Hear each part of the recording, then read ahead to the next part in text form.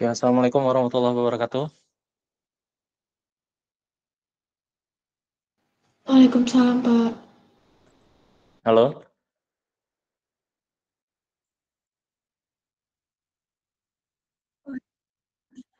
Iya. Kita langsung saja ya. Saya harap ini tiap perwakilan kelompok hadir karena saya akan menjelaskan untuk bab 12 terkait pemasaran yang ada pada dokumen studi kelayakan. Oke, suara saya jelas kan? Halo, Jelas, suara Pak. saya jelas kan? Pak. Jelas. Oke, jadi di bab 12 untuk pemasaran, itu akan ada 3 subbab, di mana yang pertama ada kebijakan pemerintah, yang kedua prospek, yang dimana terdiri lagi yang pertama ada prospek dalam negeri, ada prospek luar negeri, dan yang terakhir ada jenis dan jumlah produk serta asumsi dari harga produk itu sendiri. Oke, jadi di pemasaran targetnya adalah kalian menjelaskan ya terkait kebijakan pemerintah ya, tentu yang berkaitan dengan penjualan produk akhir. Artinya apakah perusahaan kalian hanya sebatas menambang saja, eee, hanya mendapatkan bahan galian bahan mentah, atau sampai mengolah sehingga kalian juga memproyeksikan akan membangun sebuah pabrik pengolahan. Nah tentu, namanya juga terkait pemasaran ya, harus ada, terkait prospeknya, bagaimana kalian akan menjual produk-produk yang kalian hasilkan, baik itu di dalam maupun di luar negeri. Nah, kemudian kalian juga harus menginformasikan atau menjelaskan terkait jenis, kadar, dan jumlah produk akhir yang dihasilkan, serta asumsi harga jual dari semua produk yang kalian hasilkan. Ya, jadi masuk aja langsung yang pertama ada kebijakan pemerintah. Nah, jadi kebijakan pemerintah yang kalian bahas, yang kalian jelaskan adalah yang berkaitan dengan pemasaran hasil tambang ya, yang terutama untuk, pasar dalam negeri maupun luar negeri atau ekspor. Nah, jadi ada regulasi, terkait pemasaran tersebut, tentu akan spesifik, regulasi tersebut atau perizinan tersebut, untuk komoditas tambang. Nah, jadi, bisa teman-teman lihat bahwa di bawah ada diagram alir ya, terkait perkembangan, kebijakan atau regulasi yang berhubungan dengan pemasaran dari komoditas tambang itu sendiri. Nah, ini bisa kalian pakai ya, bisa kalian mulai dari tahun 2009 yang di mana, itu muncul awal pertama kali undang-undang yang mengatur, ketentuan pokok pertambangan yaitu Nomor 4 2009, kemudian lanjut di tiap tahunnya sampai di tahun 2025, itu muncul undang-undang yang baru ya. Ada yang tahu nggak undang-undang nomor berapa? Ada yang udah tahu nggak? Undang-undang nomor berapa yang muncul sekarang? Halo? Halo? Suara saya ada nggak? Ada Pak. Ada, Ada, Pak. Pak. Undang-undang nomor berapa sekarang yang mengatur ini, pertambangan?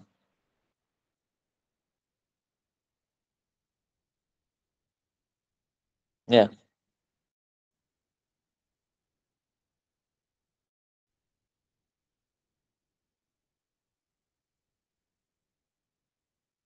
ada yang tahu nggak?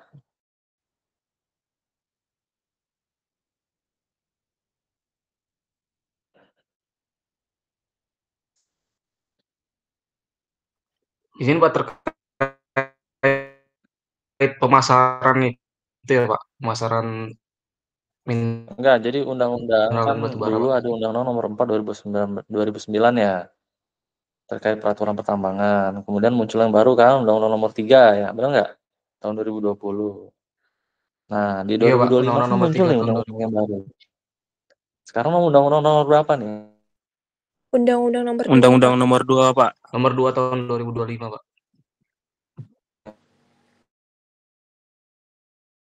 Mengatur pokok pertambangan 2025. Nah, jadi itu yang mengatur pertambangan sekarang di Indonesia. Nah, namun kalian fokuskan untuk kebijakan atau regulasi yang kalian cantumkan di FS kalian adalah terkait regulasi ekspor impor atau pemasaran untuk bahan galian kalian. Nah, contoh nih di gambar di bawah ada eh, pembatasan ekspor biji mineral mentah di tahun 2014.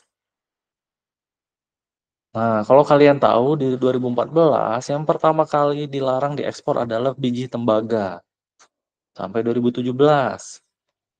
Ada biji bauksit juga 2014 sampai 17.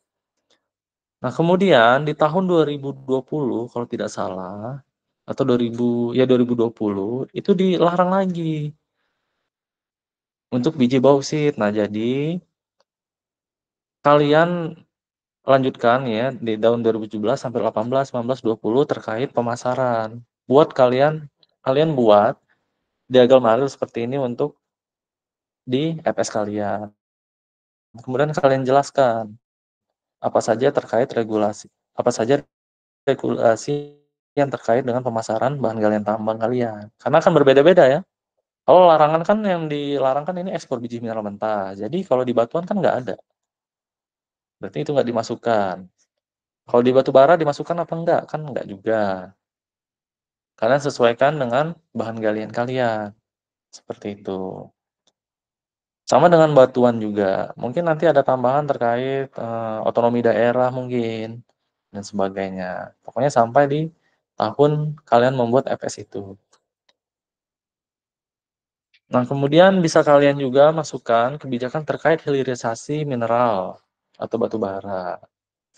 Nah, kebijakan hilirisasi adalah kebijakan yang dibuat ya, didorong pada Undang-Undang Nomor 4 tahun 2009. Nah, jadi pemerintah sangat mendorong kebijakan hilirisasi di undang-undang tersebut. Realisasinya ada di Undang-Undang Nomor 3. Seperti itu. Dengan melarang biji ekspor pertama kali, dengan melarang ekspor biji pertama. Kemudian mewajibkan untuk setiap tambang membuat pabrik pengolahannya sendiri, kan seperti itu. Nah, di kebijakan hilirisasi bisa kalian masukkan pohon industri dari tiap bahan galian. Jadi ntar ada tuh pohon industrinya nikel, pohon industrinya bauksit, pohon industrinya batu bara, itu ada nanti masing-masing. Coba kalian cari, nah itu kalian jelaskan di situ terkait pohon industri tersebut. Nah, nanti di tiap pohon industri itu ada material balance-nya. Jadi di situ dia pohon industri itu menjelaskan di Indonesia misalnya batu bara saat ini di tahun 2024 misalnya memproduksi sekian juta ton. Kemudian kemana? Di dalam negeri diolah berapa juta ton, diekspor berapa juta ton. Nanti ada di situ di pohon industri. Nah, disitulah kalian bisa menjelaskan atau menganalisis untuk bagaimana prospek pemasaran kalian nanti, kan kayak gitu. Nah, jadi itu bisa kalian masukkan yang berkaitan dengan pohon industri untuk hilirisasi mineral atau batu bara. Nah, kemudian itu bersinggungan juga dengan penjualan domestik ya. Ya, tentu tadi di pohon industri bisa kalian lihat nanti bagaimana material balance-nya, aliran materialnya, seberapa banyak yang diserap oleh domestik dan seberapa banyak yang dijual oleh luar ya, dijual ke luar negeri. Nah, bisa kalian hubungkan juga dengan proyeksi ya atau rencana jangka panjang pemerintah terkait hilirisasi dari tambang. Nah, itu bisa mendukung kalian terkait prospek pemasaran kalian. Jadi investor itu akan tertarik dengan membaca FS kalian misalnya ketika kemungkinan pemasaran itu positif ya, atau sudah jelas arahnya mau kemana, penjualan mau kemana, kan seperti itu. Nah, ini adalah contoh ya, salah satu contoh pohon industri dari tiap bahan galian. Namun ini tidak lengkap, jadi hanya dari industri hulu nih, industri hulu, biji ini industri hulu. Ini pengolahan dan pemurnian ini namanya industri antara. Nah, kemudian setelah itu ada industri hilir. Nah, jadi bisa kalian lihat nanti berapa banyak tembaga yang dibutuhkan untuk diolah, untuk dimurnikan ya. Seberapa banyak kapasitas pemurnian atau pengolahan yang ada di Indonesia kan kayak gitu. Nah, bagaimana dengan rencana pemerintah dalam membangun industri pengolahan yang sekarang kan kayak gitu. Saat ini pengolahan atau pemurnian untuk nikel NPI misalnya atau FeNI itu saat ini sudah berlangsung berapa persen kan kayak gitu. Jadi ada kejelasan ketika kalian nanti menambang beberapa tahun kemudian dan pemasaran itu bisa terjadi gitu.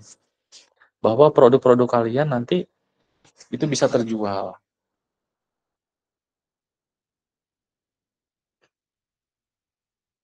Nah, kemudian di bagian kebijakan pemerintah bisa kalian masukkan juga terkait ketentuan harga acuan.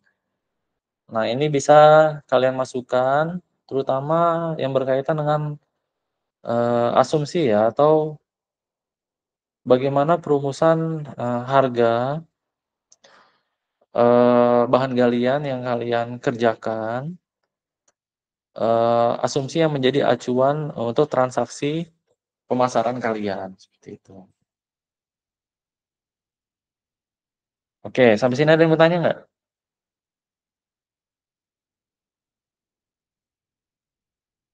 Ada yang mau tanya nggak?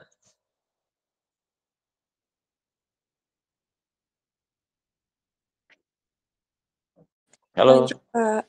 lanjut ya.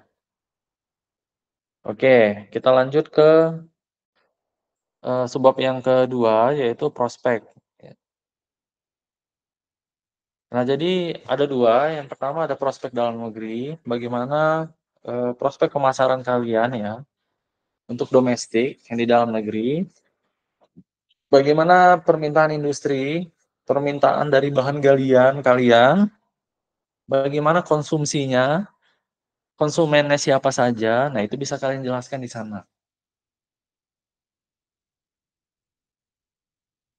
Nah, itu bisa kalian masukkan juga terkait grafik-grafik misalnya produksi batu bara atau produksi tembaga di Indonesia. Kemudian dari tembaga itu diolah menjadi misalnya katoda tembaga atau anoda slime ya. Berapa produksinya, berapa kebutuhan dari bahan mentahnya, dan kemudian bagaimana prospek ke depan kan kayak gitu. Masih ada nggak pembangunan smelter atau industri hilir yang saat ini masih berlangsung sehingga akan ada kebutuhan dari bahan mentah itu akan meningkat di tahun ke depan. Nah, itu bisa kalian masukkan seperti itu. Nah, jadi intinya adalah prospek dalam negeri adalah memperlihatkan bagaimana hasil tambang akan diserap oleh industri nasional sejalan dengan kebijakan hilirisasi dan pembangunan infrastruktur yang tengah digencarkan oleh pemerintah. Nah, jadi itu ya. Di bagian prospek dalam negeri bisa kalian masukkan tadi yang berkaitan dengan hilirisasi, program pemerintah ya, terkait bahan-bahan tambang yang kalian bahas di FS kalian. Kemudian ada prospek luar negeri. Nah, jadi di sini kalian bahas ya, bagaimana kemungkinan penjualan kalian, bahan galian kalian ke luar negeri, bagaimana kebutuhan akan bahan galian kalian, kemana akan diekspor, negara mana yang akan diekspor, dan bagaimana tren kebutuhan global akan bahan galian yang kalian tambang. Nah, contoh yang gampangnya nikel nih. Nah, bisa kalian cari produksi misalnya nikel global seperti itu. Kemudian cari lagi konsumsi nikel global. Bagaimana prospek ke depan terkait bahan galian nikel? Kan seperti itu. Bisa kalian jelaskan di sana, bisa kalian buatkan grafik. Kalian cari data tersebut misalnya 10 tahun ke belakang, atau 15 tahun ke belakang, 20 tahun ke belakang pun ada ya. Nah, kemudian juga sekalian cari bagaimana tujuan ekspor dari bahan galian yang kalian tambang.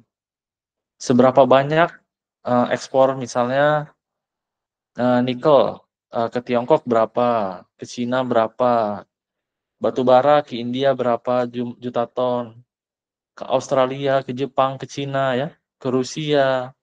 Itu ada semua datanya, bisa kalian cari di Google lah, di internet. Ya tentu data-data tersebut harus data yang valid ya. Jadi kalian harus lihat juga sumbernya. Jangan asal comot-comot dari artikel-artikel yang nggak jelas. Oke, sampai sini ada yang mau tanya nggak?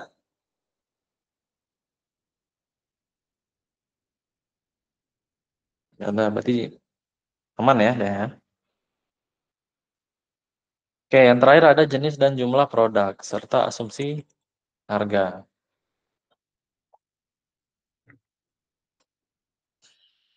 Jenis dan jumlah produk ini berkaitan dengan produk utama yang kalian hasilkan. Kemudian apakah ada produk sampingannya dan bagaimana jumlah produksi tahunannya. Ya, ini berarti berkaitan dengan target produksi tambang kalian ya. Produk utama ya tentu akan berupa biji mentah, konsentrat, logam olahan, atau produk antara lainnya. Nah, contoh kalau misalnya kalian menambang bauksit, artinya misal kalian di situ sesuai dengan kebijakan hilirisasi bahwa biji bauksit tidak boleh diekspor, berarti harus diolah di dalam negeri lebih dahulu. Apakah kalian membangun pabrik pengolahannya atau kalian menjual ke pabrik pengolahan dan pemurnian perusahaan lain, kan kayak gitu. Nah, itu yang berkaitan dengan produk utama. Kemudian dengan produk sampingan, nah ini contohnya adalah misal kobalt dari pengolahan nikel atau pasir sisa tambang, sulfur dari tembaga ya. Nah, itu bisa kalian masukkan juga ke dalam bab ini. Tentu harus kalian cantumkan seberapa banyak jumlah produknya, jenisnya apa saja, kadarnya berapa. Nah, itu yang paling penting.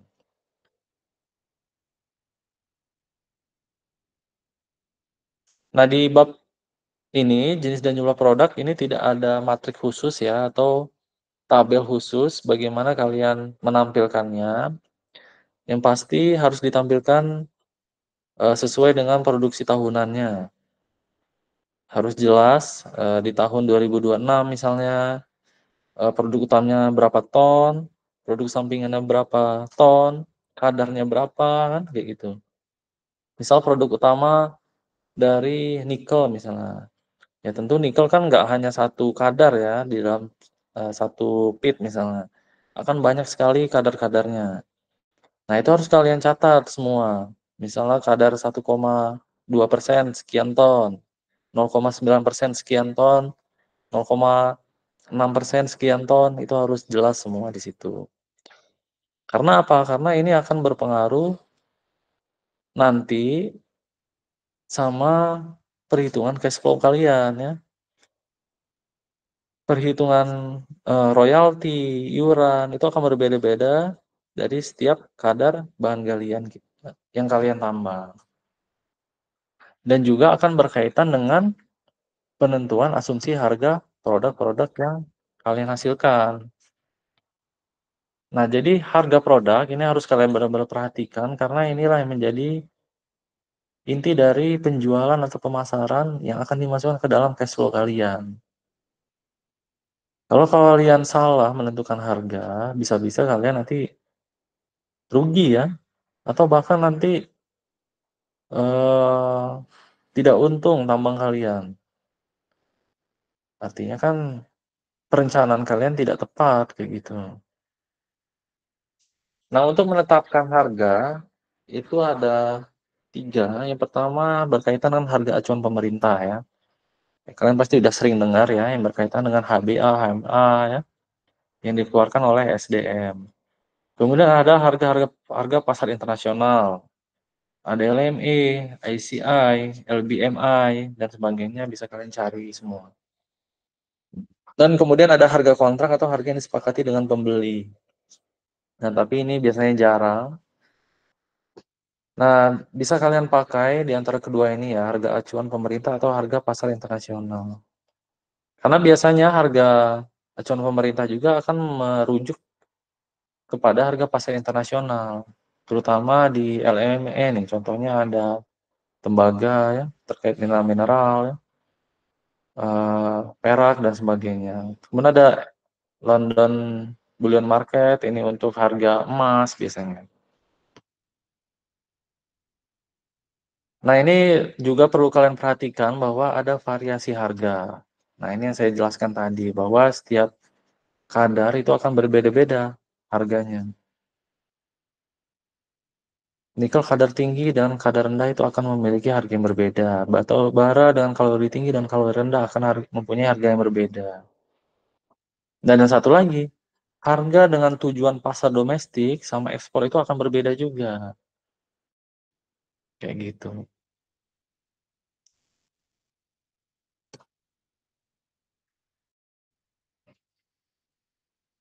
Nah, kemudian ini, jadi setelah kalian menentukan ya, kalian ingin memakai harga apa, dari sumber mana, ya tentu data yang kalian dapatkan kan pasti akan terbatas ya pada tahun 2025. Nah, namun tambang kalian pasti akan terus berjalan hingga lebih dari tahun 2025, entah itu sampai 2030 atau 2035 atau bahkan 2040 ya. Namun apakah akan sama harga-harga yang akan kalian pakai dan atau secara realnya akan sama atau tidak kan tentu saja akan berbeda. Jadi kalian perlu melakukan sebuah prediksi atau forecasting terkait harga jual komoditas tambang atau mineral yang kalian hasilkan. Seperti itu. Ada 2 cara yang akan saya jelaskan. Yang pertama adalah menggunakan pihak ketiga. Jadi ada sumber seperti S&P Global, Goldman Sachs, ya, World Bank yang biasanya melakukan prediksi atau forecasting terkait harga-harga mineral atau komoditas tambang. Atau kalau misalnya kalian tidak mendapatkan terkait data forecasting tersebut, kalian bisa melakukan prediksi sendiri atau forecasting sendiri ya. Nah, ini ada banyak caranya, bisa pakai regresi linear atau regresi, moving average ya, exponential smoothing, dan sebagainya. Ini akan tergantung ya, bergantung dengan bagaimana tren harga dari tiap bahan galian.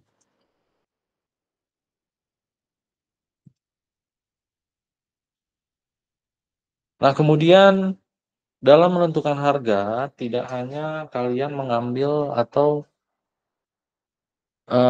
memakai harga yang kalian dapatkan itu mentah-mentah saja ya. Jadi ada perhitungan lanjutannya. Jadi kalau misalnya kalian ambil data harga dari HMA atau HBA, itu harus kalian hitung lagi menjadi HPM atau HPB. Nah, rumusnya nih bisa kalian lihat di Capman nih. Kalau batu bara itu ada di nomor 227. Kalau untuk HPM, harga patokan mineral, ada di nomor 2946. Nah, itu bisa kalian cari, bisa kalian baca bagaimana menentukan harga dari tiap bahan galian dengan kadar yang berbeda-beda. Nah, ini contoh dari HPM biji nikel. Jadi, perhitungan adalah persen Ni dikali correction factor dikalikan dengan HMA nikel. Nah, correction faktornya itu bisa kalian lihat di Capman tersebut, seberapa nilainya. Kemudian, seberapa besar Ni-nya itu bagaimana dengan data kalian yang kalian miliki. Bagaimana bahan galian atau tambang kalian ya. Seperti itu. Kemudian ada HMA nikel yang bisa kalian dapatkan di SDM. Oke, sampai sini ada yang mau ditanya nggak?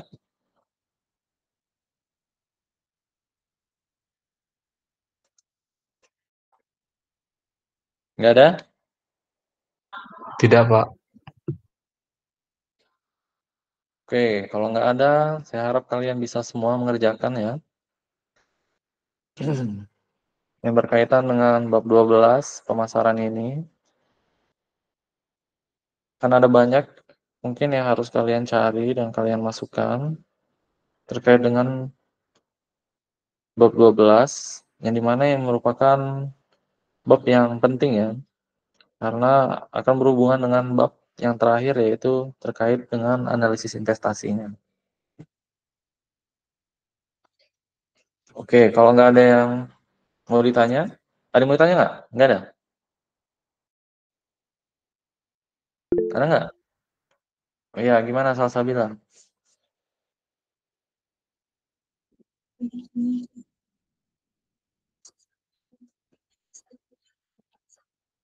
Oh iya.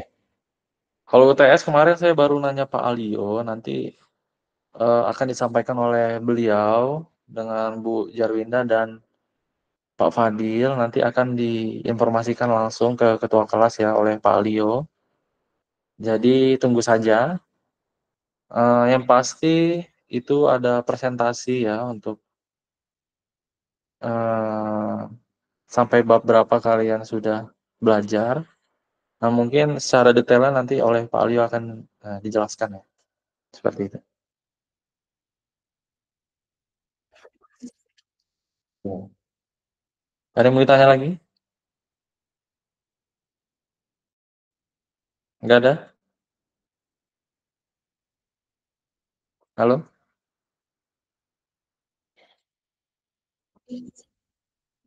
Hmm.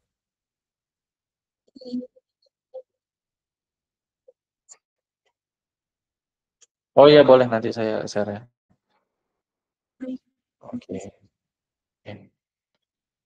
Oke, kalau nggak ada yang mau ditanyakan, mungkin saya cukup akhiri di pertemuan kali ini.